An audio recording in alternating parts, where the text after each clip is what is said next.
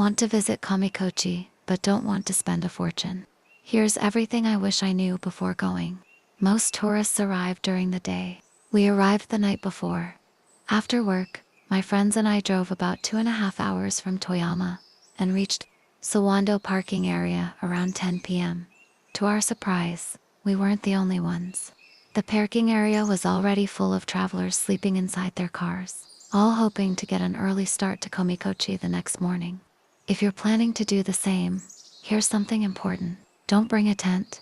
This isn't a camping site, and it's safer to stay inside your car. There are wild animals in the area, including bears. Another thing nobody talks about. Sleeping in the car isn't always easy. There are 4 of us inside one vehicle. Well, 3 of them slept. I didn't. My friend Rojan was snoring like he was trying to scare away the bears himself. At the same time, my stomach decided to start a protest. I needed to fart so badly.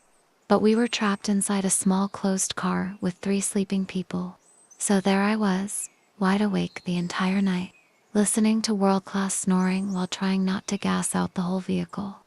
By morning, I wasn't running on sleep. I was running on determination. At 4 a.m., we headed to the ticket station, only to find out that the first bus wouldn't leave until 6 a.m. Since I still had work later that day, waiting wasn't an option, so we took a taxi. Around 4:20 a.m., we left Sawando parking area. But here's another thing many first-time visitors don't know. Even taxis can't enter immediately. The gate to Kamikochi doesn't open until 5 a.m., so everyone has to wait. Once the gate opened, we were finally on our way. You have 2 choices. Get dropped off near Myojin Pond. It's cheaper, around 4,000 yen, but you'll need to walk about 1 hour to reach the main attractions. Go directly to Kappa Bridge. It costs around 6,000 yen per taxi for a group of 4, but it saves time and takes you straight to Kamikochi's most famous viewpoint. We chose Kappa Bridge. About 30 minutes later, around 5:10 a.m., we arrived. And honestly, I've never seen anything like it. No crowds, no tour groups, no noise, just crystal clear rivers, fresh mountain air, towering peaks, and the peaceful sound of nature waking up. For a few moments, it felt like we had the entire Kamikochi Valley to ourselves. The water was so clear it looked unreal. The mountains reflected perfectly on the river, and every direction looked like a postcard.